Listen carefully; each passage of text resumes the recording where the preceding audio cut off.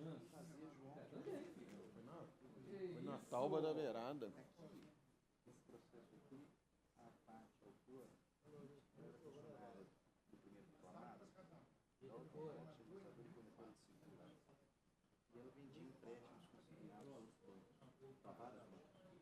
Aí entrou com ação trabalhista contra Aí isso. sim. Isso é o celular, com licença. Ela entrou com ação trabalhista contra isso, porque ela trabalhava sem assinar, vendia empréstimo consignado. E aí pediu a responsabilidade subsidiária dos bancos. Aí colocou um monte de banco aqui no polo passivo. Banco PAN, Itaú consignado, Banco C6, Facta Financeira. Eu sou advogado do Banco C6 hoje aqui. E aí o juiz, ela ouviu uma testemunha lá, falou que pediu empréstimo para os bancos todos, então o juiz deu o vim com a primeira reclamada, mandou assinar a carteira, tudo direitinho, e deu a responsabilidade subsidiária dos bancos. Porque tentando excluir esse banco, porque a gente nunca teve contrato com essa primeira empresa. E o Banco C6, ele não é consignado. Itaú tem Itaú consignado. Então não é o Banco C6. É outro CNPJ. Então, assim, eu estou aqui para defender o C6 para tentar excluir isso da defesa. Eu vou deixar com a senhora aqui a sentença. Essa é a sentença. Então, eu vou recorrer, a gente está recorrendo para tentar reformar essa sentença. Vamos ver o que eles vão falar, né? Aí a sentença, então, resumindo o caso, pode ficar com a sentença da senhora aí. Aí a senhora vai... o nosso recurso está aqui hoje para ser julgado. Porque eu vou argumentar isso aqui, a gente não tem contrato com essa primeira reclamada. Então, como é que ela fala que vendeu empréstimo no Banco C6 se o C6 não vende empréstimo consignado? Igual, por exemplo, aqui nós não temos direito do consumidor. Se você estivesse falando que o consumidor, Banco C6 e C6 consignado é a mesma coisa. Mas você está falando de uma relação de emprego. Você sabe para quem você trabalha. Depois não fez errado. Exatamente. E aí é interessante, porque em relação ao Itaú, ela não colocou o Banco Itaú, colocou o Itaú consignado. Então ela tem noção, exato. Ela vive na fé. Esse é um argumento que eu vou tentar usar, não sei. Estou gostando disso aqui. Então é só para a senhora entender que o recurso já está lá, eles já analisaram. Vou chegar aqui e vou argumentar isso com eles. E eles vão me dar o resultado do recurso. Agora eu vou entender o que eles estão falando lá. Vai falar, deu provimento, não conheço o recurso e nego o provimento. Aí eu vou saber o que eu tenho que falar ou não. Aí pode ficar com essa sentença e tem os dados do processo. Eu vou fazer relatório isso. Pode fazer, porque já tem o resuminho do caso, né?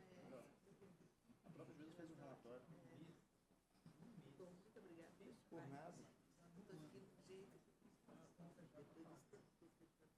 disso, consegui fazer uma graduação até a segunda essa. Legal. Aí meu marido deixei de passar.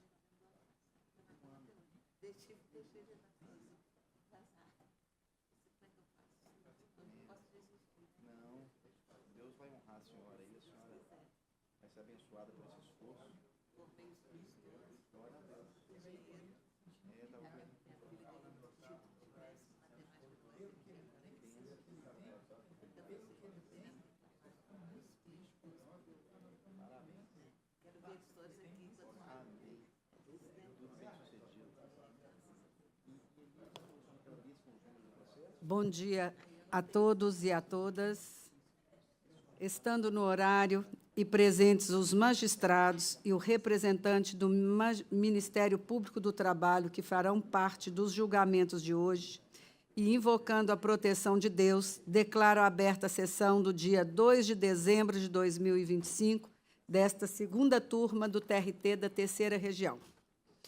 Em cumprimento ao artigo 4º da Resolução 645 do CNJ, informo que esta sessão está sendo gravada e transmitida em tempo real pelo canal do TRT no YouTube, para atender ao disposto no artigo 22 da Resolução 215 do CNJ e com a finalidade específica de utilização em procedimentos relacionados a esta pauta. Advirto às partes, os advogados e os demais presentes quanto à responsabilidade civil e penal decorrente do uso indevido das imagens obtidas, sejam elas oficiais ou registradas por dispositivos particulares bem como acerca das consequências legais pelo descumprimento desta determinação, destinada à proteção do direito fundamental à privacidade e à tutela dos dados pessoais. Em seguida, eu quero registrar o nosso profundo pesar pelo falecimento da estimada Liana Costa Cury, funcionária aposentada deste TRT3 e esposa do desembargador aposentado Luiz Ronan Neves Cury, devendo ser oficiada à família com os nossos sentimentos. Prosseguindo, eu indago aos presentes se tem algum registro mais a ser feito. Não tendo outro registro e não havendo mais registros a serem feitos, submeto aos meus pares a aprovação da ata da sessão de julgamento anterior. Sem ressalvas, declaro a mesma aprovada. Quanto à ordem de inscrição e preferência dos advogados para sustentação oral, esclareço que os advogados presentes pessoalmente nesta sessão terão a preferência na sustentação oral e que os advogados inscritos inicialmente para sustentação oral à distância e que pediram substituição por outro profissional, estes passarão para o final da fila, observando a ordem dos pedidos de substituição. Também vamos dar preferência aos processos do Dr. Carlos Roberto, pois ele está acumulando aqui a vara, então nós vamos dar prioridade aos processos dele, para encerrar, para ele estar liberado para fazer as audiências. Agora eu passo a palavra para a senhora secretária dar início ao pregão, observando as preferências.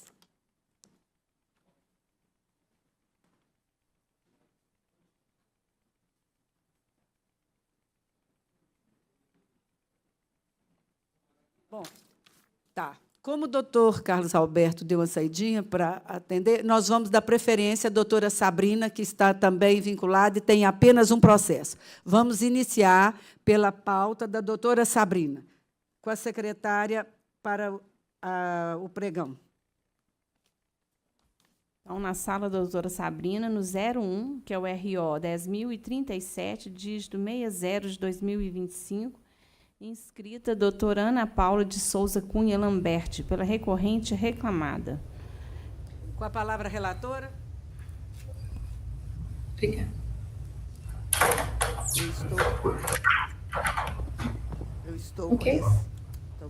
Eu estou conhecendo o recurso interposto pela parte reclamada e, no mérito, negando-lhe provimento.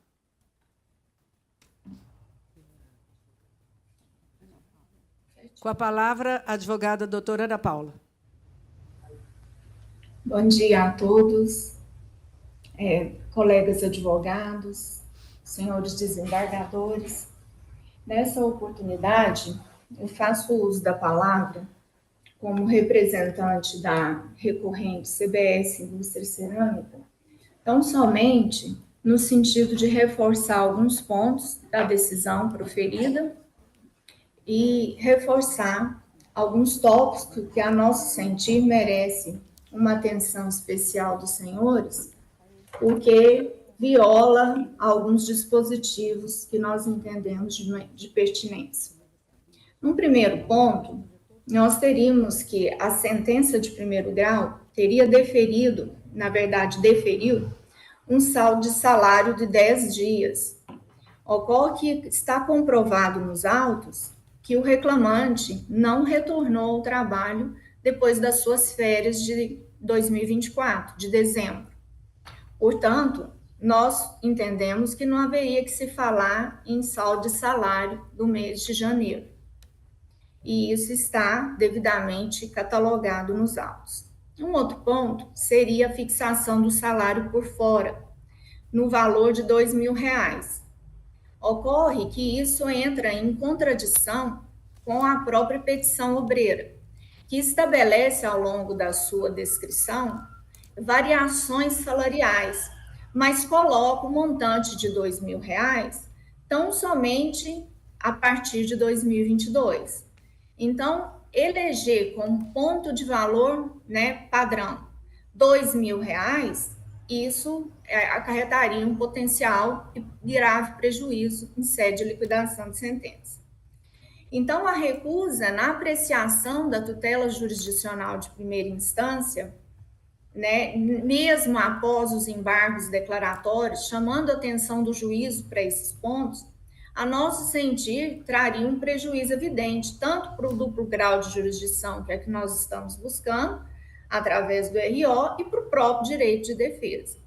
Então, por isso, a nossa intervenção e postulação de retorno dos autos, né, para que esses pontos omissos, contraditórios, sejam devidamente analisados por medida de estreita justiça, a nosso sentir, defendidos perante vossas excelências.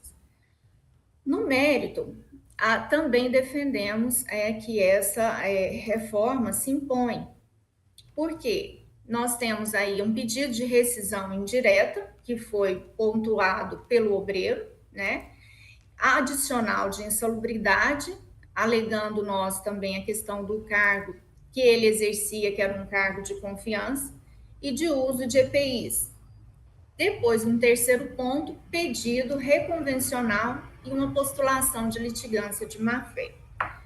Então, nesses particulares pontos relacionados ao mérito, que também, a nosso sentir, seria de pertinência a busca de uma reforma da tutela jurisdicional de primeiro grau, nós gostaríamos de chamar também a atenção de que a rescisão indireta, como tese, seria insustentável. Primeiramente, houvesse salário por fora desde 2019, como alegado, o ajuizamento da ação em 2025 evidencia uma evidente falta de imediatidade. Em segundo lugar, o reclamante gozou férias em dezembro de 2024 e simplesmente não retornou ao trabalho em 10 de janeiro de 2025. Mesmo após a empresa fazer o contato chamando para que voltasse. Então, não há que se falar, né, aqui em rescisão indireta, porque ele mesmo, né, comunicou que não tinha interesse de se manter vinculado aos quadros da empresa. Isso também, a nosso sentir, está devidamente demonstrado nos autos. Então, dessa forma, o que a defesa defendia, e defendeu, por certo, nas peças próprias, seria que, no máximo, haveria o quê? Né? Ou um pedido de demissão, né, por parte dele, que isso seria uma das teses possíveis, mas não uma rescisão indireta, porque houve a manifestação do interesse dele no sentido de que ele mesmo não queria mais continuar vinculado à empresa. Sob o adicional de insalubridade, né, que ele exercia o cargo de gerência, e isso ficou também demonstrado, né, o perito declarou que ele fazia uso de EPI apropriados para o trabalho com as soldas que eventualmente ele fazia. Então, por isso, a nosso sentir, também não seria um ponto de uma verba devida, porque foi determinado em análise técnica a inviabilidade. E no tocante ao período reconvencional e litigância de má-fé, o nosso pedido reconvencional, senhores desembargadores, buscava não só a declaração da modalidade do término do contrato, mas também a condenação do reclamante por danos morais à empresa. Por quê? Por fato, as alegações inverídicas que ele constou na inicial, né, e que nós rebatemos ponto a ponto por parte da decisão específica que foi proferida, né, no caso dos pontos, melhor dizendo, da inicial. Então, nós entendemos que não caminhou bem e nem com acerto nessa particularidade. Por isso, as alegações inverídicas de fraude em ambiente insalubre, com a publicidade do processo, causaram abalo inegável à honra objetiva da empresa, na nossa percepção. E extingui-lo por suposta ausência de valor, nós entendemos também que seria um formalismo excessivo que ignora a ampla defesa do recorrente. E por falar, né, e por pontuar conduta processual, o reclamante, em sua inicial, ainda afirmou que as férias eram pagas sem o terço constitucional. A própria petição anexou comprovante assinado por ele que atesta o pagamento desse terço constitucional. Daí a nossa justificativa e pontuação em torno da inviabilidade dessa verba, né? Configurando isso, a nosso sentir, uma litigância de má-fé.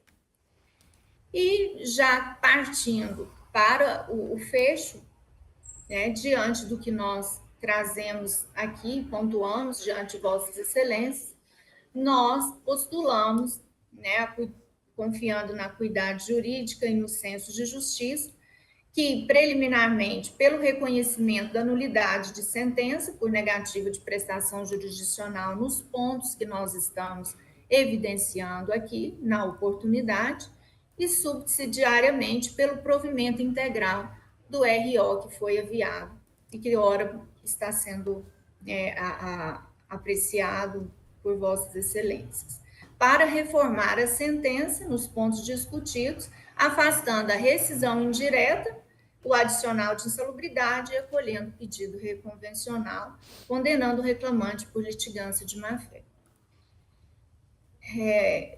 Priorizando a justiça, nesse caso concreto, sempre, nós agradecemos pela atenção de Vossas Excelências. Obrigada.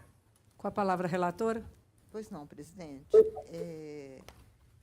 Quanto ao salário por fora, restou comprovado, inclusive, com um cheque nos autos e também através de prova testemunhal, que outros empregados também assim recebiam.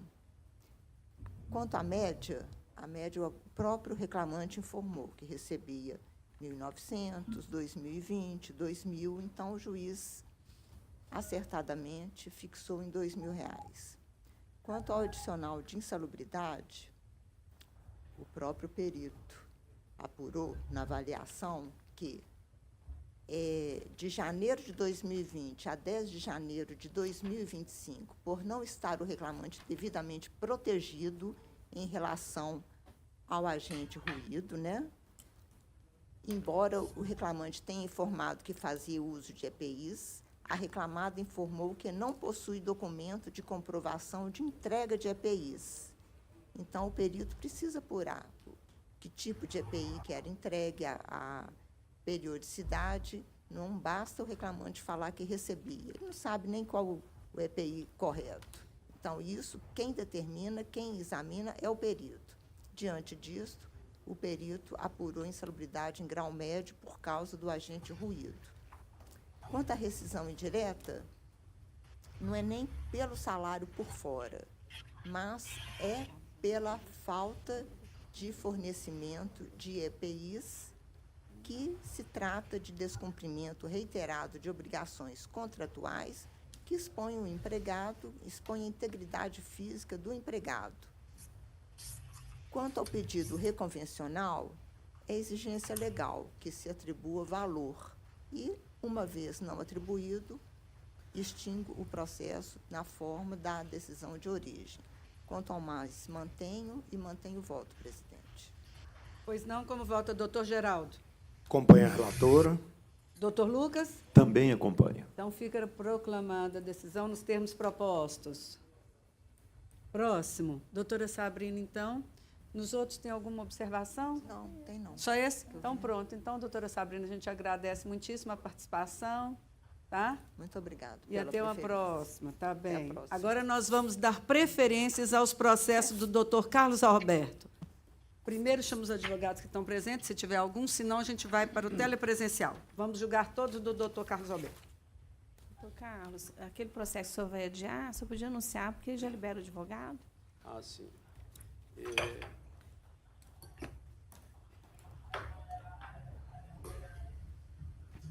Eu estou adiando para presidente, com vossa vênia, eu estou adiando o processo o 67, que está da minha relatoria, que é parte autora Marco Antônio Moraes Costa, em face de Banco Santander, processo é o 0011-5660-2024-503-0067. Ele está sendo adiado para a próxima sessão.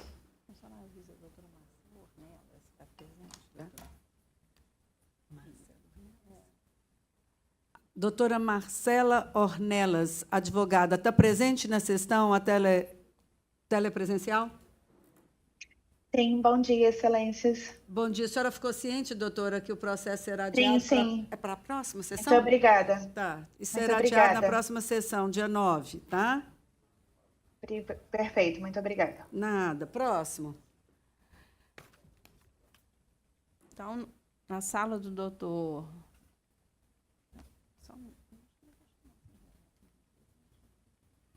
Não tem nada, não. Só na falta dele. Mesmo que não presente. Se tiver presente algum, bem. Senão, vamos os que não estão presentes. Então, no 28 da pauta do doutor Carlos, que é o sumarismo 10.597, dígito 20 de 2025, inscrito doutor Diego Augusto Martins de Lima, pela recorrida reclamada. Eu não identifiquei o doutor na sala, nem fui informada se há alguém substituindo. Processo 28 da pauta do doutor Carlos. Roberto, com a palavra o relator. Estou conhecendo, negando o provimento. O advogado não está presente? Doutor Diego. Doutor Diego. Bom, como vota, então, doutor Geraldo? Acompanho o relator. Doutor Lucas? Também acompanho. Então, fica proclamada a decisão nos termos propostos. Próximo. No 59 da pauta do doutor Carlos, que é o sumarismo 11.098, dígito 81 de 2025, inscrita a doutora Sabrina Lima, pela recorrente reclamada. Está presente? Sim. Com a palavra o relator. Um abraço. 59, com a palavra o relator. Não, presidente, estive despachando com a advogada esse processo e a minha proposta é de conhecer e negar provimento. Estou confirmando sentença. Doutora Sabrina. Doutora Sabrina, com a palavra. Bom dia a todos. Meus cumprimentos aos desembargadores presentes, ao ilustre representante do Ministério Público, aos meus colegas e demais presentes. Excelências, aqui trata-se de uma reversão de justa causa em uma sentença que, apesar de ter reconhecido a falta funcional do empregado, com todo respeito, subdimensionou a gravidade da conduta do reclamante. As provas dos autos foram claras e convergentes, no sentido de que houveram agressões físicas, agressões verbais, e aqui é preciso que o julgamento sobre a perspectiva de gênero, já que todas as agressões foram proferidas a empregadas mulheres, a colegas de trabalho mulheres. Então, houve primeiro o depoimento da testemunha Cristiane, que relatou que o reclamante empurrou duas colegas, fato esse comprovado na sindicância interna instaurada pela empresa. E, posteriormente, houve o testemunho da senhora Talian, que também relatou uma conduta inadequada, inapropriada do reclamante, que, apesar de não ter sido a causa principal da aplicação da justa causa, demonstrou condutas machistas do reclamante que não poderiam ser aceitas pela reclamada. Então, ficou muito claro aí a quebra de fidúcia e também comprovada a imediatidade na aplicação da penalidade, bem como a gradação da penalidade. Não havendo que se falar, portanto, excelências, em reversão da justa causa aplicada. Hoje é isso que eu tenho a pontuar e agradeço a oportunidade de fazer uso da palavra. Ok, com a palavra o relator. Pois não, presidente. O que realmente eu não estou detectando no acervo de prova, essa clareza que a doutora colocou da tribuna. O juízo de primeiro grau, ele faz uma valoração do depoimento desta testemunha Talian, apresenta aí, eu acho que de maneira correta, as incoerências no que foi declarado em juízo e nas declarações que foram juntadas pela empresa, no momento da sustentação, não sei se é a mesma causídica que está aqui hoje na tribuna, se foi uma outra, me parece que foi outra, ela fala que o juízo não examina essas declarações particulares que foram anexadas. Eu estou fazendo análise dessas informações que foram juntadas à luz do 408, parágrafo 1 do Código Civil, do Código de Processo Civil, que é exatamente, em síntese, que essas informações comprovam a declaração, mas não o fato declarado. Examino também aí sobre a mirada do princípio da imediatidade da prova, ou imediaticidade, o depoimento da testemunha Cristiane Souza Silva, e não vi realmente uma prova transparente de uma conduta obreira capaz de reconhecimento da justa causa. Esse fato que realmente aconteceu lá, ainda assim, ele não autorizaria a denúncia cheia do contrato de trabalho. É uma falta que pode ser realmente reconhecida, mas eu entendo que a empresa ela precipitou nessa denúncia do contrato, porque deveria ter tomado ou aplicado outras penalidades, buscando o caminho da exação funcional. Então, eu estou mantendo minha proposta de voto. Pois não, como vota o doutor Geraldo? Senhora presidente, eu também analisei o processo e, ao meu sentir, além das questões que o doutor Carlos apontou, ao meu sentir, a empresa deveria ter buscado, na verdade, orientar no ambiente de trabalho. Cursos sobre discriminação de gênero, propostas de propaganda lá dentro, treinamento é o principal. Aí se trata de pessoas muito simples, que precisam ser orientadas no dever de respeito ao gênero. É uma matéria, infelizmente, né, cultural, e as pessoas precisam ser treinadas para tanto. Então, eu acho que a primeira punição não deveria ter sido a justa causa, poderia ter sido uma advertência ou uma suspensão, e cursos no ambiente de trabalho, que, inclusive, é uma coisa que a empresa deveria promover aqui para esclarecer, né, um ambiente que trabalha muitos homens junto com mulheres, para estimular o respeito de todos no ambiente de trabalho. Então, eu acompanho o relator, senhora presidente.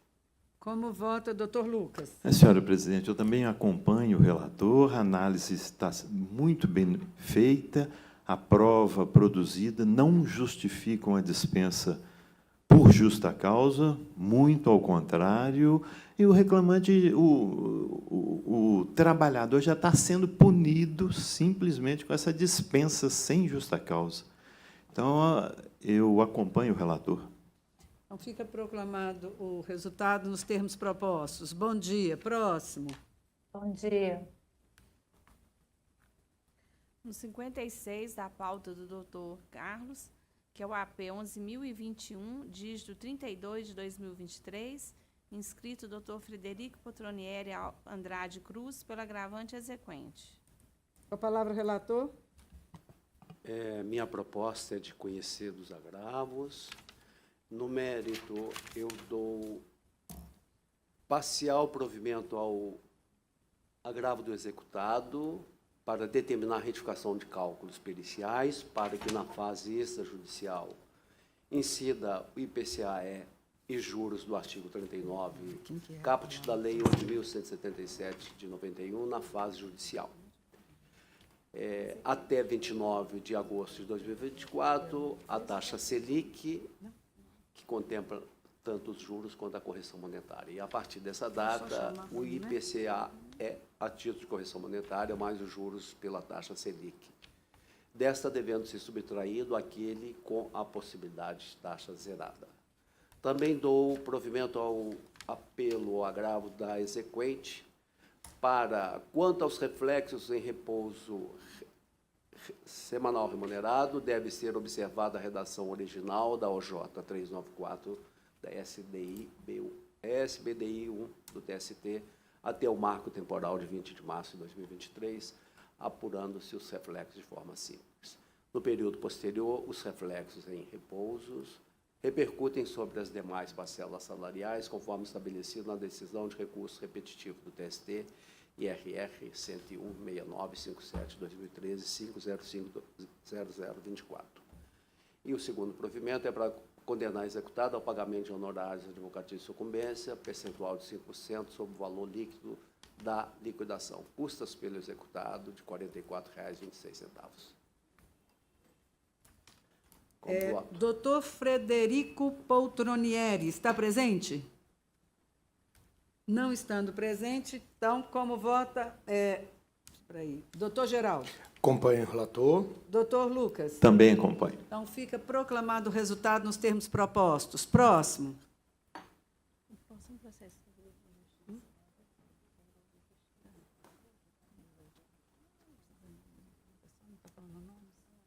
É esse agora? Nós temos um processo agora que está em segredo de justiça, mas nós não vamos falar o nome das partes, então acho que não tem necessidade de esvaziar, tá? Só número. Então, pode falar, pode apregoar. É o RO 40, é o sumaríssimo 48 da pauta do doutor Carlos, é o sumaríssimo 10.857, dígito 47, 2025. Inscrito, doutor Felipe Maia Correia, pela recorrente reclamada. Com a palavra o relator. Presidente, eu estou fazendo um voto aqui adaptado ao entendimento da douta maioria. Então, a proposta é de conhecer dos recursos. No mérito, eu dou parcial provimento ao apelo da reclamada para pronunciar a prescrição quinquenal e declarar prescrita eventuais parcelas exigíveis anteriores a 24 de junho de 2020. E dando provimento ao apelo do reclamante para reconhecer o vínculo de emprego e determinar o retorno dos autos à origem para o julgamento das parcelas pertinentes, aspecto em que estou vencido, porque eu negaria provimento ao apelo do reclamante. Doutor Felipe Maia Correia, está presente? Bom dia, Excelência. Estou sim. Com a palavra. Excelência, serei muito breve na sustentação oral. Só queria ratificar os termos do nosso recurso, que a empresa Uber ela é empresa de intermediação digital, né? E como tal, ela presta tanto serviço para os para os motoristas, né? Que são contratos de prestação de serviço, quanto para os usuários. A Uber ela é uma empresa de tecnologia, ela não é uma empresa de transportes. Então, razão pela qual não existe nenhuma subordinação estrutural. Não há subordinação jurídica, porque o motorista ele possui liberdade para escolher seu horário que vai rodar, enfim, pode utilizar outros mecanismos, outros aplicativos, como 99, InDrive, enfim, existem outras plataformas também. A Uber ela não envia determinação para motorista, nem mesmo exige cumprimento de meta, de horário, de prestação de contas. Ele que faz o horário dele, se ele quiser apenas prestar serviço durante 1 hora por dia, ele faz, ele não tem nenhum tipo de punição por conta disso. Se ele quiser trabalhar 30 minutos, se ele quiser trabalhar 12 horas, então ele tem autonomia para poder prestar o serviço da forma que ele achar necessário. A Uber também não possui qualquer ingerência nas avaliações, tanto que são recíprocas, né? O próprio motorista ele avalia quem ele está pegando e a pessoa que ele foi pegar também avalia o motorista, né? Então, assim, o cadastro é feito também de forma voluntária na plataforma. A Uber ela não vai atrás de nenhuma pessoa, então basta o fornecimento da CNH e o documento do carro, né, atualizado, tudo certinho dentro das normalidades, e ele pode vincular-se a uma conta. O motorista da plataforma, ele recebe um percentual entre 20% e 25%, né? Então, basicamente isso, são por essas razões, requer seja mantida a sentença procedente de 1º grau. Obrigado. Tá. O relator já ressalvou o ponto de vista dele, ele já adequou a maioria, a matéria é bastante conhecida na turma, então nem vou voltar a palavra, que não tem necessidade. Como vota o doutor Geraldo? Eu acompanho a divergência do doutor Lucas. Que já fez o voto adequado. Já fez adequado. Como vota o doutor Lucas, já está com o voto adequado. Acompanho o voto adequado. Pronto. Então, fica proclamado o resultado nos termos propostos. Bom dia, doutor. Próximo. Obrigado. Tchau, tchau. No 54 da pauta do Dr. Carlos, que é o AP 10.976, dígito 49 de 2025, presente Dr. Geraldo Hermógenes de Faria Neto, pelo agravante executado. Com a palavra o relator. Pois não, presidente, eu estou conhecendo o agravo no mérito, negando o provimento e não há custas na espécie. Ok, então, com a palavra, doutor Geraldo Hermógenes. Excelentíssima desembargadora presidente, na pessoa de quem cumprimento todos os presentes, na verdade, a discussão desse agravo de petição foi de uma declaração, uma decretação em primeiro grau de prescrição em relação à execução de forma individual, tendo em vista o fato de que, na ação coletiva ajuizada pelo Sindicato dos Professores do Estado de Minas Gerais, a agravante, pelo fato da instituição de ensino não ter apresentado de forma completa a documentação e o rol dos substituídos, ela ficou de fora dos cálculos e, obviamente, da execução. Então, o agravo passa por 2 pontos. O primeiro é o fato de ter sido obrigada a mesma a ajuizar a ação em virtude dessa negligência da instituição, que era detentora da documentação. A obreira só ficou sabendo disso depois que havia passado o prazo bienal do trânsito em julgado da ação coletiva. Ponto primeiro, né, um locupletamento em virtude da própria torpeza da instituição. A argumentação no sentido de que a ação coletiva, conforme a própria AUJ 356, ela interrompe a prescrição em relação ao feito individual, o que também é discutido no agravo de petição, e também seria motivo suficiente para não se extinguir a execução, e também a matéria, uma alegação, um pedido na AD argumentando da suspensão do feito em virtude da existência de um incidente de resolução de demandas repetitivas junto ao Tribunal Superior do Trabalho. Então, seriam esses temas no sentido de se pedir, em que pese a proposta de voto, o provimento do agravo de petição interposto por esses pontos ora abordados, pede justiça. Com a palavra o relator. Pois não. Matéria recorrente repetitiva.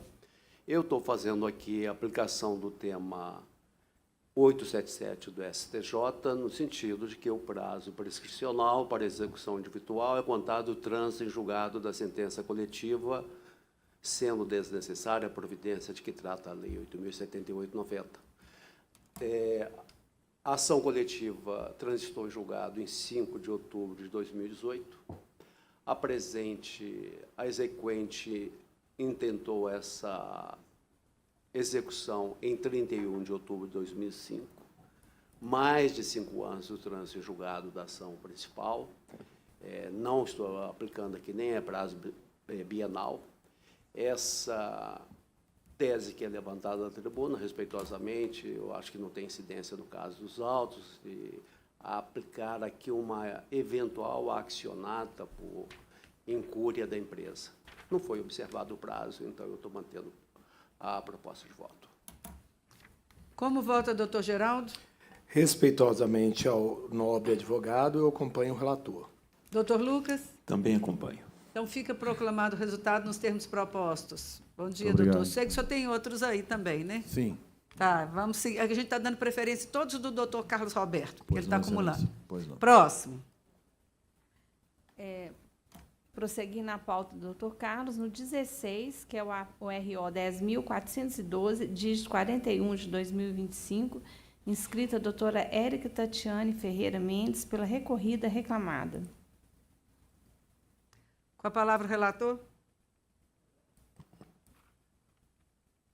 Estou conhecendo negando o provimento. Com a palavra a doutora Érica. Ok, Acho que não vai bom ter dia, senhora interesse, né, presidente? doutora? Exato. Então, como vota, doutor Geraldo? Acompanho o relator. Doutor Lucas? Também acompanho. Fica proclamado o resultado nos termos propostos. Obrigada. Bom dia, bom trabalho a todos. Próximo. No 17 da pauta do Dr. Carlos, que é o RO... 17. Perdão.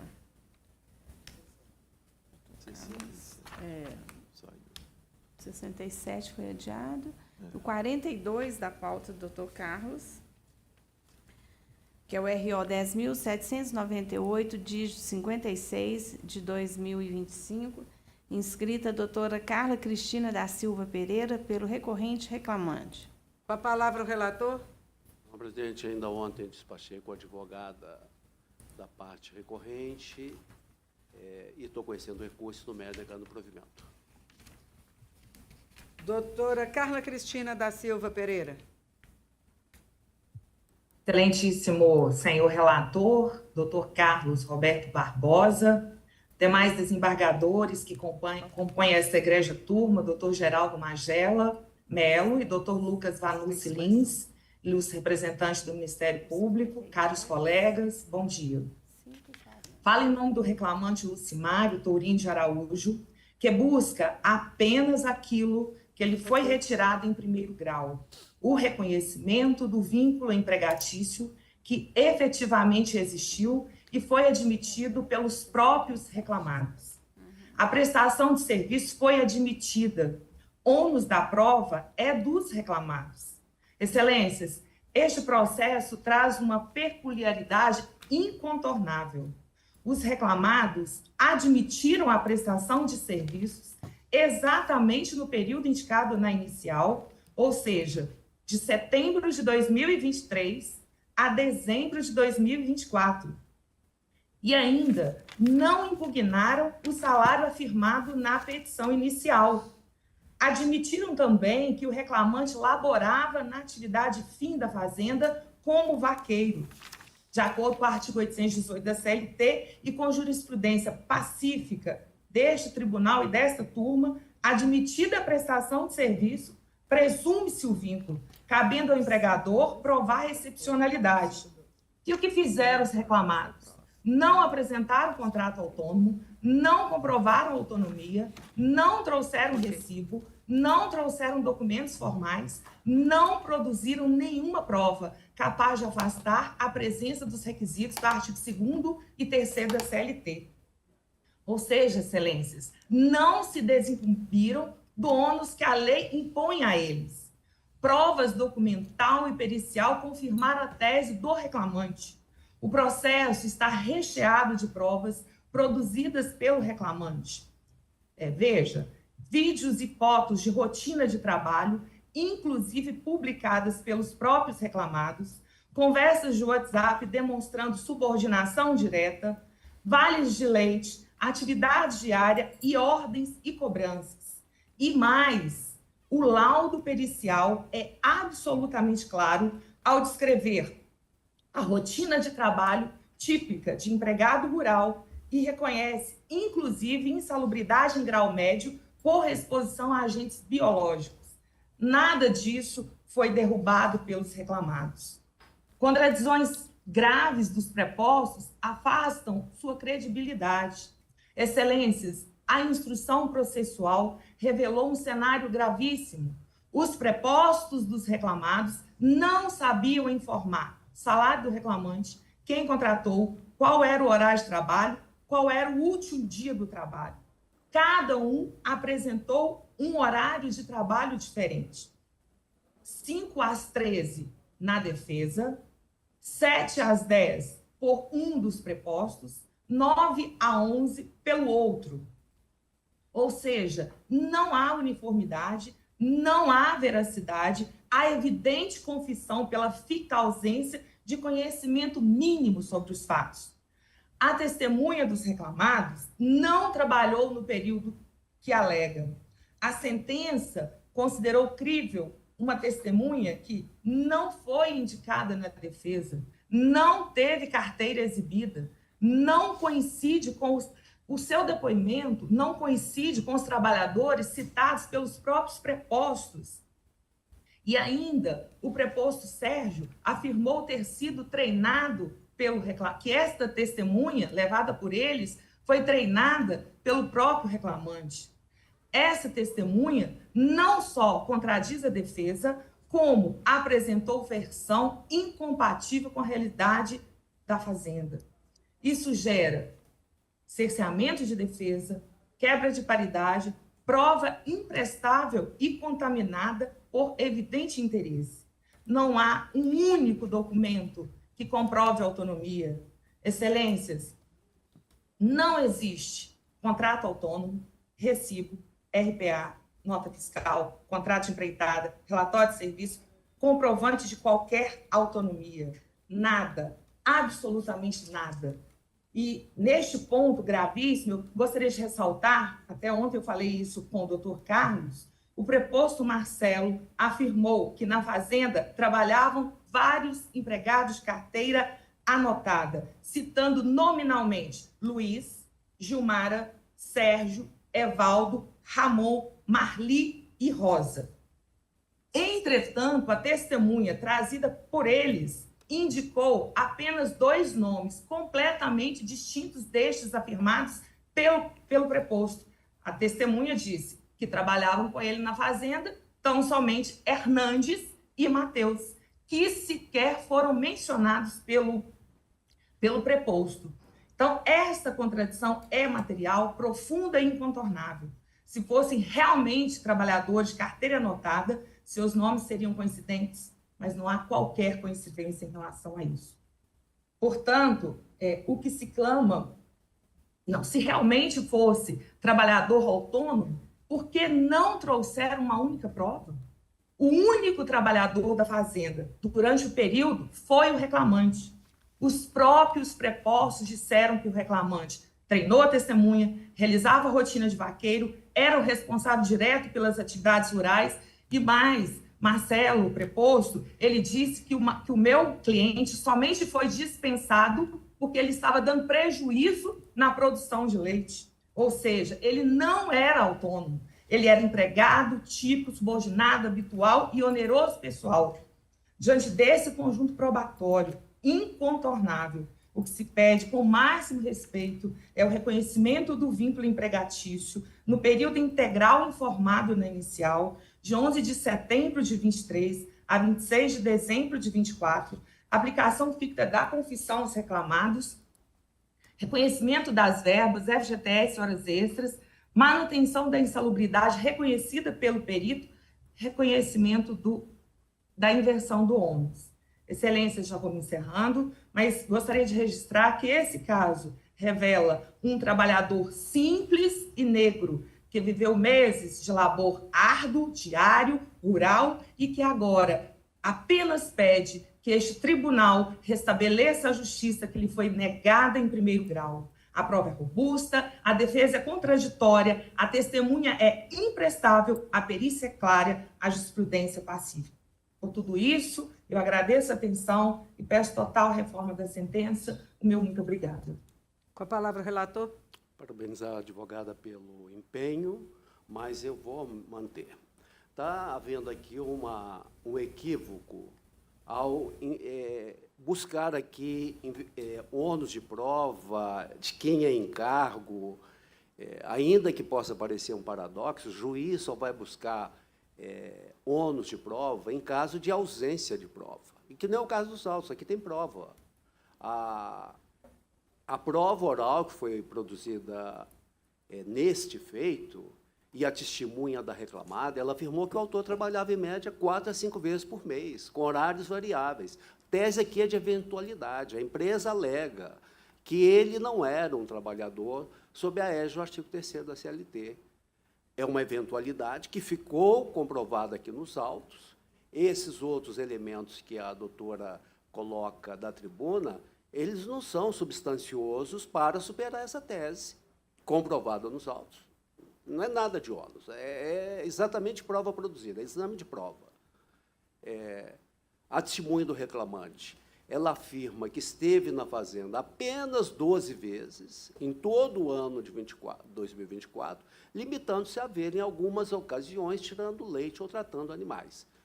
Leitura que eu faço do conjunto probatório era de que prestação de serviço eventual que não caracteriza vínculo de emprego. Então, estou mantendo a minha proposta. Como vota, doutor Geraldo? Senhora presidente, eu fiz só uma ressalva de fundamentação. Não sei se o doutor Lucas vai acompanhar, como é que vai ficar. Mas, no mérito, eu também analisei a prova e, ao meu sentir, está provada a eventualidade do trabalho nos autos. Seria só ressalva de fundamento, De que eu fundamento. já vi aqui. Doutor Lucas? Da mesma forma, senhora presidente, eu também, a análise feita pelo relator da prova, eu achei perfeita. Realmente, o ônus da prova aqui seria da reclamada, mas o juiz que colheu os depoimentos ficou convencido de que a prova produzida pelo reclamante foi muito frágil. A prova da reclamada convenceu o juiz que esse trabalho foi eventual. Então, assim, na falta de outras provas mais substanciais, não havia como reconhecer esse vínculo. Então, eu estou acompanhando o relator, mas estou também pedindo toda a vênia para acompanhar essa ressalva feita pelo doutor Geraldo em relação ao ônus da prova. Quem sabe... Eu retiro. Isso. Eu retiro, porque eu já expliquei, porque isso aqui não é Isso. questão de Aí- exame sobre ônus. Aí o senhor altera essa fundamentação, né? Porque aí fica tudo... Esse parágrafo de todavia, eu retiro ele, porque isso aqui eu vou só acrescer que a Ok. questão dos autos não é de encargo, mas é sim de exame de prova produzida. Tá. E aí, então, não tem necessidade Não. de constar ressalva de fundamentos, ok? Por mim, não. Então, fica proclamado o resultado nos termos propostos pelo relator, ok? Tá. Muito Então, obrigada. vou chamar um outro, enquanto o doutor Carlos Alberto faz um contato ali. Vamos lá, Eleonora, vou chamar algum outro que esteja. Doutor Geraldo está presente. Isso. Então, passando para a pauta do doutor Geraldo Magelo, no 24, que é o sumaríssimo 10.462, dígito 71 de 2025, presente doutor Geraldo Hermógenes de Faria Neto pelo reclamado recorrido. Então, quando o doutor Carlos Alberto resolve um problema, nós vamos fazer um do doutor Geraldo Magela. É o 24, né? 24. Isso, com a palavra o relator e o doutor Geraldo Hermógenes está aí presente. Tá. Senhora presidente, eu conheço do recurso ordinário interposto pelas partes no mérito do provimento ao recurso do reclamante para determinar que a base de cálculo da multa prevista no 477... Doutor Geraldo, esse? desculpe, pelo 24 que está aqui na minha relação, seria o do Maria Beatriz contra os sindicatos dos auxiliares. 10.462. Isso. 10.462/71. Ah, foi aquele que escreveu depois. Qual que é esse? Tá. Ok. Tá. É isso mesmo, 10.462. Ok? Já está lida? Desculpa, não, eu acho que não. A conclusão, Não, se não, não me engano, não. o voto é Doutor outro. Geraldo Magela, é o 24 da Isso, sua pauta. não conheço do recurso ordinário interposto pela autora, pois incabível. Exato. Doutor Geraldo Hermógenes fala pelo reclamado recorrido. Isso, Excelência, Então, acho que não terá interesse, né? Isso, eu só gostaria de saber, né, doutor Geraldo, porque o subsequente é a mesma matéria, mesmo fato, se já poderia o 463? Tá, só um minutinho. Espera tá aí, bom. vamos só Não, finalizar porque isso. Vossa Excelência falou que Tá. seria só um para passar. porque aí Não, já não, sem unificaria. problema. Ó, então, 24. Da nossa parte, aguardo divergência. Isso. Então, eu sou a segunda... Não, doutor Lucas é o segundo votante. Estou de acordo. Eu sou a terceira, estou de acordo. Então, 24, ok, tá? Que é o processo 10.462. Vamos para o próximo agora, que é do doutor Geraldo também, Leonora. No 25, que é o sumaríssimo 10.463/56 de 2025, inscrito doutor Geraldo Hermógenes de Faria Neto pelo recorrido reclamado. Doutor Geraldo, relator. Não conheço do recurso ordinário interposto pela autora, pois incabível. Doutor Geraldo Hermógenes com a palavra, mas acho que não terá interesse, ok? Isso. Então, doutor Lucas, como vota? De acordo. Eu também de acordo. Então, obrigado. esses dois está proclamado o resultado, ok? Tem algum outro do doutor Geraldo aí? A gente vai O fazer. advogado presente É. é o 11 da pauta do doutor Geraldo, que é o RO 10.269, dígito 05 de 2025, presente doutor João Paulo Pinto da Silveira, pelo recorrente reclamado Banco C6 SA. E o doutor Geraldo Hermógenes? Não, já acabou. Conheço do recurso ordinário interposto pelo sexto reclamado, Banco C6 SA, e do recurso ordinário adesivo interposto pelo reclamante, No mérito, nego provimento a ambos. Então, com a palavra, doutor João Paulo Pinto da Silveira. Excelentíssima senhora desembargadora presidente, excelentíssimo senhor desembargador relator, na pessoa de quem cumprimento os demais componentes dessa egrégia turma, representante do Ministério Público, nobres colegas advogados, estudantes de direito, a todos o meu cordial bom dia. Senhora presidente, senhor relator, serei breve aqui na minha sustentação oral pelo Banco C6, porque este caso aqui trata-se de um pedido de reconhecimento de vínculo do reclamante com a primeira reclamada, e observa-se que o reclamante colocou diversos bancos no polo passivo, pleiteando, assim, a responsabilidade subsidiária de todos eles, sem qualquer limitação de período ou intervalo entre eles. É importante ressaltar aqui que já foi trazido assim, de uma forma muito intensa ou extensa, durante as razões da defesa, durante as argumentações em audiência, e agora também aqui dessa tribuna, nas razões recursais. O Banco C6 não possui, nunca possuiu contrato com a primeira reclamada. O reclamante, através do seu depoimento, ele deixa claro que ele fazia vendas de empréstimos consignados e o Banco C6 não possui empréstimo consignado. Isso está no objeto social do Banco C6, que foi juntado aos autos. Então, estamos diante aqui na situação do Banco C6 de uma produção de prova impossível, porque a gente nega a relação com a primeira reclamada, eles não poderiam vender um produto que nós sequer vendemos, que sequer oferecemos. O Banco C6 não tem empréstimo consignado.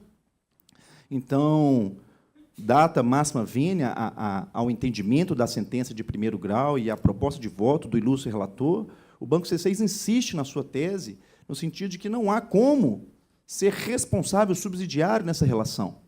E aqui é interessante ressaltar que há também uma questão em que o reclamante, durante a instrução processual, antes do julgamento, obviamente, realizou acordos parciais com outros bancos que foram excluídos da lide. Então, parece que o reclamante ele está, entre aspas, ganhando de todos os lados, porque houve aqui um reconhecimento de vínculo, já ganhou valores através de acordos parciais, e agora também a condenação subsidiária de outros bancos nesse sentido. Então, a gente pede que seja realmente excluída a responsabilidade do Banco C6, porque não há qualquer prova nesse sentido. E há também aqui algumas condenações que seriam de cunho personalíssimo, como a multa do 477, que tem um caráter penal personalíssimo, não poderia ser de responsabilidade subsidiária. Há também aqui as comissões, que, na verdade, ficou demonstrado pelo depoimento do reclamante que se tratava de cumprimento de metas, então seriam prêmios.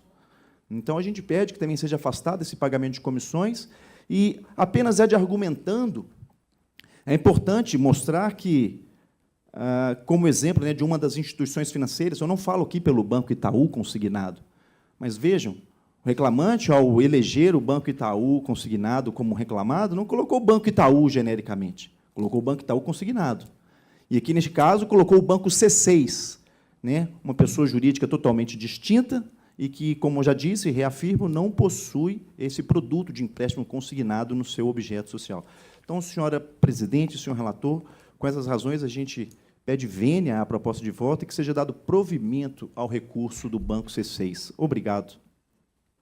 Doutor Geraldo, o senhor chegou a ver uma observação que eu fiz? Que não, senhora presidente, eu divirjo da senhora, porque a testemunha fala expressamente que trabalhou para o C6, e, com todo respeito ao ilustre advogado, eu acabei de entrar no site do Banco C6. Tem que ser consignado trabalhador, empréstimo consignado INSS, empréstimo consignado Federal Civil, empréstimo com garantia de imóvel, empréstimo consignado Forças Armadas.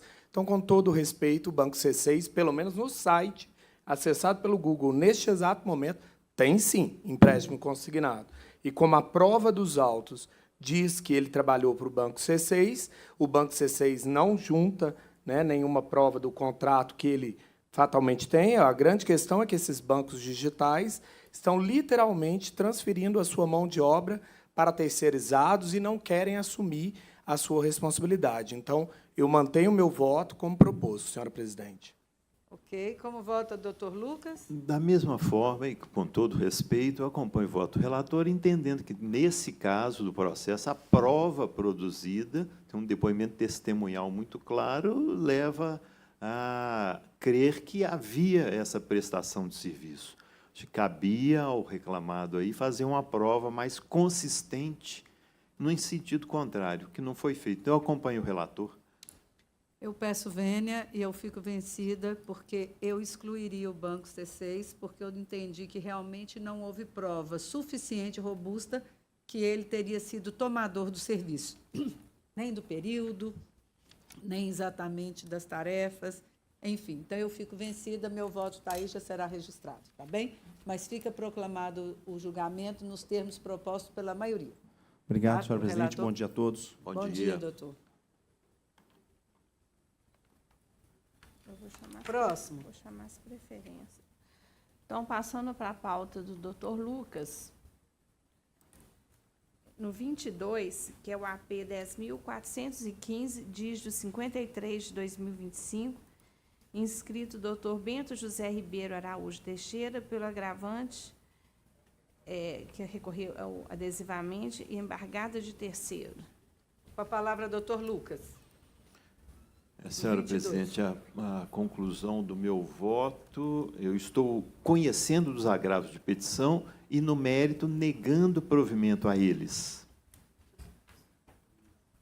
Então, com a palavra, doutor Bento José Ribeiro de Araújo. Bom dia. Doutora Gisele, quem cumprimenta os demais. Bom dia, doutor Tudo Bento. bem? Tudo bem. Bom dia. Esse processo já foi julgado recentemente pelo doutor Lucas, no 10.415, seu 10.415, que se refere ao mesmo assunto. Então, para mim, atende totalmente o voto. Só queria saber se tem divergência. Só um minutinho, doutor Bento. Uma água. Machucou? Nossa Senhora. Que susto.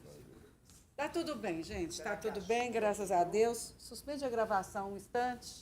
Vamos resolver aqui. Vamos suspender a gravação, suspender tudo por um instante. Vamos suspender a sessão só por um instante.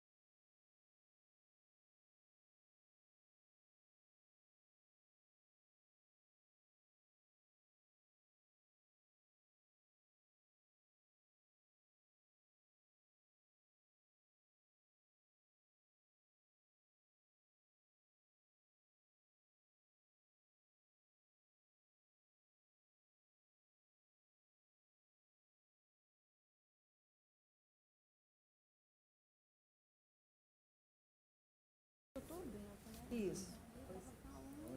Mas ele falou que se não tiver... Então, pode deixar aí para a perícia ver. Nós estamos deixando aí para a perícia ver. Deixa aí. Só para a gente falar. O doutor Vitor perguntou se não tivesse emergência, ele estava ok. Tá. E não tem. É isso? Eu não lembro dele falar. Vamos lá, então. Posso falar? A gravação e a transmissão voltou? Ok, tá. Doutor Bento estava falando. Parece na hora que eu falei aconteceu um problema grave aí, né? Você ouviu, doutor Bento? Mas estamos todos bem. Nossa. Está sob controle, Ainda doutor bem, Bento. viu? Salvo engano, o senhor perguntou se não tivesse voto divergente, o senhor não teria interesse. É isso mesmo? Exatamente. Eu não vejo divergência. É o 22 do doutor Lucas. Eu sou a segunda votante. Estou de acordo, doutor Mauro? No 22. Também estou de acordo, senhora. Então, fica proclamado o resultado dos termos propostos. Doutor Bento, um grande abraço. Bom dia. Para vocês também, um Próximo. ótimo trabalho para vocês aí. Obrigada, tchau. Próximo. Tchau. Então, doutor Carlos, vamos voltar para a sala do doutor Carlos? Vamos voltar para a sala do doutor Carlos. Eu ainda não tenho computador, não. Hã? O meu ainda está aqui. Isso pode demorar alguns minutos. Vamos chamar o Pode Fernando, chamar, sem porque problema. Eu te falo, Lucas, se tem... Isso. Vamos chamar, então. Por mim, tranquilo. Vamos lá.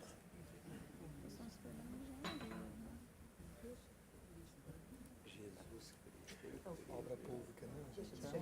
Não, mas ele vai seguir trabalhando. Pode ir, Leonor. Fechar. Então, na pauta do doutor Carlos, no 52, que é o RO 10.919, dígito 71 de 2023, inscrito doutor Rafael Augusto Barcelos Alves, pela recorrente reclamante. Com a palavra, doutor Carlos, relator. Pois não, presidente, eu estou conhecendo dos recursos, no mérito eu estou dando provimento parcial ao da reclamada para condenar a reclamante ao pagamento de honorários advocatícios de sucumbência em favor de seus procuradores, à razão de 10% dos pedidos julgados improcedente, ficando suspensa a sua exigibilidade.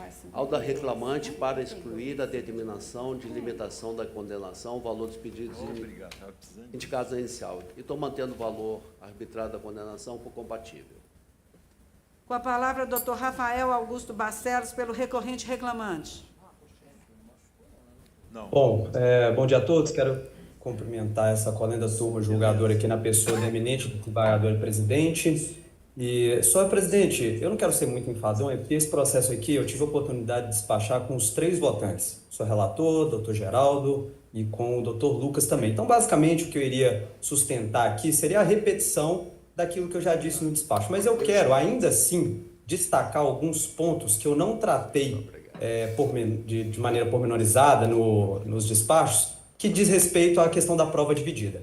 Acredito, sim, que o eminente relator, doutor Carlos Roberto, examinou de maneira detida este argumento de prova dividida, o qual eu sustento que não houve prova dividida, mas aqui eu quero chamar a atenção do seguinte sentido. Primeiro, cabia de fato, considerando válidas as normas coletivas que dispensaram a reclamada aqui da juntada dos controles de ponto da reclamante, cabia, portanto, considerando essas normas válidas, o ônus da reclamante de demonstrar o abastecimento de jornada.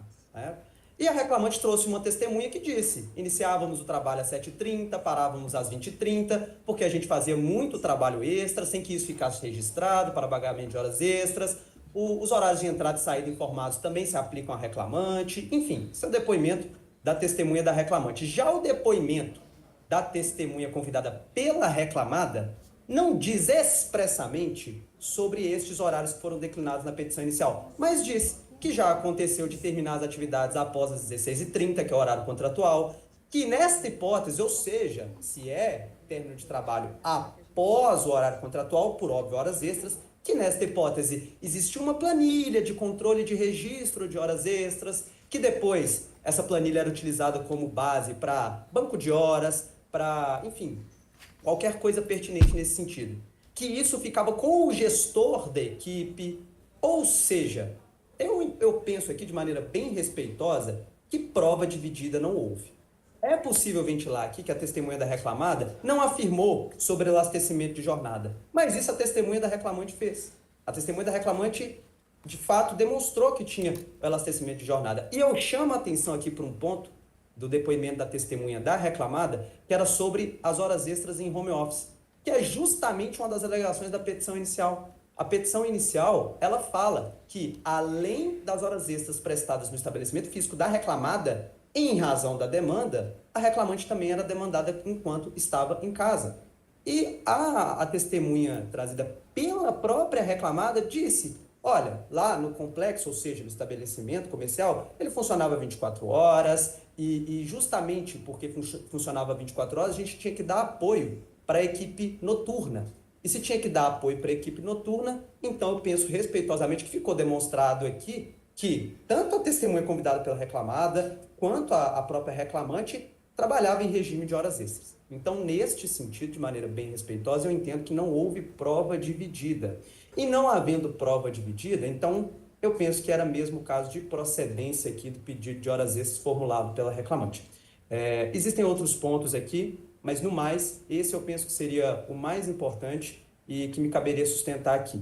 Então, portanto, sendo objetivo, senhora presidente, eu agradeço o uso da palavra e rogo, em nome da reclamante, o provimento do recurso ordinário por ela interposto. Muito obrigado pela atenção de todos.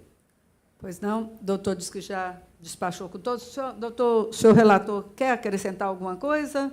Só cumprimentar o doutor Rafael, realmente ele esteve despachando comigo, foi bem claro, objetivo, pregada com nível superior, norma convencional que dispensa, vale, tem muitas particularidades quanto à jornada, e nós temos uma cláusula convencional, que eu estou respeitando, que dispensa o registro de horários, no caso da reclamante. Mais alguma coisa? Bom, doutor, aqui eu estou realmente, a minha visão é de que está realmente uma prova dividida em cargo da reclamante. A testemunha da empresa fala que a jornada era de 7h30 a 16h30, hora de intervalo. Destaco também no voto esse período de home office. Então, o advogado vai ter oportunidade de ler com mais os fundamentos que eu estou apresentando para manter a sentença e também negar provimento. Como vota o doutor Geraldo?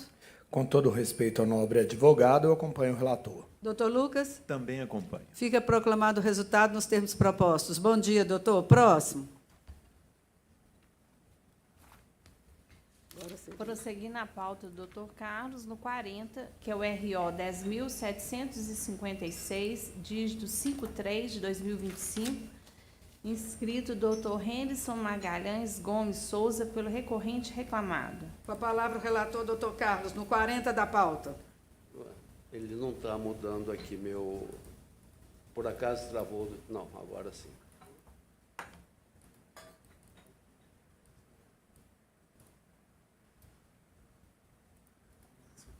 Só um momento, tia. Presidente, eu estou conhecendo e negando o provimento. Com a palavra, doutor Lucas Guimarães. Muito obrigado. Doutor Errisson Magalhães. Não vai.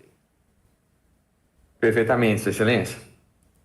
Inicialmente, gostaria de cumprimentar a senhora presidente dessa sessão, na pessoa de quem eu cumprimento os demais desembargadores e presentes aqui nessa sessão.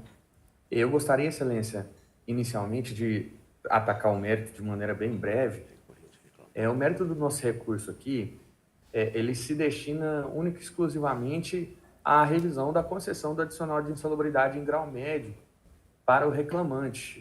De início, Excelências, eu gostaria de ressaltar que o período contratual ao qual o juiz de primeiro grau faz menção no deferimento do adicional de insalubridade, ele está descrito no período entre 21/3 de 2025 até 19/5 de 2025, período em que o reclamante ele trabalhou sob a giza de um contrato por prazo determinado e, posteriormente, esse reclamante ele até voltou a prestar serviço para essa empresa, todavia, sob a tutela de uma empresa terceirizada, correto? Então, para esclarecer esse ponto inicial, eu gostaria de falar aqui especificamente a respeito da concessão do adicional de salubridade. Excelências, nesse sentido, a gente consegue verificar que a concessão do adicional de salubridade em grau médio para esse trabalhador, data máxima vênia, em relação à decisão do juízo de primeiro grau, foi equivocado, porque nós verificamos aqui, em vários momentos do transcorrer processual, que o reclamante, inclusive, ele é confesso em relação às matérias fáticas que ali eram trazidas. Por exemplo, no momento da perícia, é possível verificar do laudo do perito, né, que ele faz uma descrição que ele trabalhava especificamente em duas áreas prioritariamente, que seria, abre aspas, o panelão e num segundo momento, a betoneira, que são equipamentos, né, que são utilizados para o beneficiamento das sementes. Então, excelências, vejam que logo após essa menção, o perito ele se destina a perguntá-lo se ele sempre trabalhava ali e se aquele era a atividade principal dele. Na ocasião, o reclamante ele declara, está escrito inclusive no laudo pericial, que quando ele não tinha serviço nesses setores, ele ajudava em outros setores, como na confecção dos bags de semente. Então, nós vemos aqui a clara evidência de que ele não realizava o trabalho tanto na betoneira quanto no panelão de maneira diária e consistente. Porque ele mesmo, o reclamante, ele declara que quando não tinha serviço nesses setores, ele era transmitido ou transferido, na verdade, para o setor dos bags, na confecção dos bags. E aqui, excelências, nós vemos o seguinte, o laudo pericial ele foi impugnado, né, e na impugnação, a assistente técnica ela fez uma ressalva referente ao anexo número 1 da NR número 15, que diz o seguinte, que o ruído existente, abre aspas, né, se os senhores me permitem a leitura, o ruído existente, conforme laudo pericial, foi de 88,38 decibéis, onde, conforme o anexo 1, o número 1 da NR número 15, que está destacado em negrito, permite-se uma máxima exposição diária destacada abaixo durante a jornada de trabalho. Então, vejam, excelências, que na impugnação restou comprovado que a exposição máxima de 5 horas, o limite de tolerância de ruído para essa exposição de 5 horas é de 88,38 decibéis. E no laudo do perito, constatou-se que suas medições no setor de trabalho variava entre 83,1 e 104,1. O que fez com que o juiz de primeiro grau entendesse que ele eventualmente trabalhasse sob ruído máximo a todo momento que ele estivesse lá, o que não é o fato. Entende, excelência?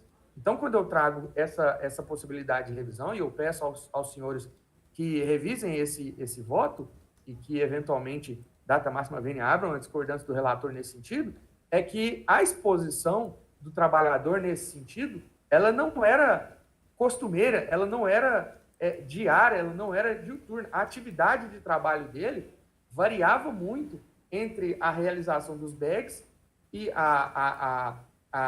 o auxílio, né, no enchimento dos bags e também o momento em que ele estava ali na confecção e no beneficiamento dessas sementes. Tendo em vista isso, excelências, nós pedimos a revisão da sentença de primeiro grau para que seja indeferido o pedido do adicional de insalubridade em grau médio, nesse sentido, os demais pedidos que são consectários do pedido inicial. Muito obrigado pela palavra. A palavra, relator. Eu vou manter o voto, tá, presidente? O ilustre advogado... Ok, como vota, doutor Geraldo? Eu acompanho o Doutor relator. Lucas? Também acompanho. Fica proclamado o julgamento nos termos propostos. Próximo. Só tem mais um do doutor Carlos, que a gente finaliza para liberar o senhor. Perfeitamente, excelências. Boa tarde a todos. Boa tarde. Então, Bom dia. No 5 da pauta, doutor Carlos, que é o RO 10.096, dígito 06 de 2025, inscrito doutor Diego de Brito Soares, pela recorrente reclamante. A palavra, relator. Eu estou conhecendo, negando o provimento. Deixa eu estar conhecendo, negando. Já tá. O doutor Diego de Brito Soares está presente? Não está presente. Como vota, então, doutor Geraldo? Acompanho o relator. Doutor Lucas? De acordo. Então, fica proclamado o julgamento dos termos propostos. Então, a sustentação do doutor Carlos está encerrada, finalizamos. Os outros estão todos já registrados, né? Do doutor Carlos? É só As divergências. As divergências estão todas? Tá, já. Tem algum que o senhor queira discutir? Tem algum que o senhor quer trazer alguma observação ou não? Eu já falei com os membros e semana que vem vamos estar de novo. Tá. Então, fica... Eu vou solicitar autorização para retirar-me. Ok? E nós vamos suspender neste momento aqui e vamos transferir para o plenário do prédio anexo. Não é isso, meu nome? Plenário 3. Plenário 3. É. Eles estão achando que é melhor, então nós vamos seguir as orientações. Tá certo? A gente até achou que estava indo coisa, mas nós vamos seguir as orientações, vamos para lá. Podemos? Por cautela, o Carlos Ataíde acha que a gente deve ir, então nós vamos, ok? A gente Será que estava... o café já não está servido? Que Isso, a gente- vamos gente, primeiro pro café. tomar um café, e aí a gente volta daqui. Vamos por meia hora, porque até chegar lá acomodar? Olha, são 9h50, a gente volta às 10h20, porque até a gente mudar de prédio, se instalar, ligar os computadores, às 10h20 a gente retoma a sessão no outro plenário, ok?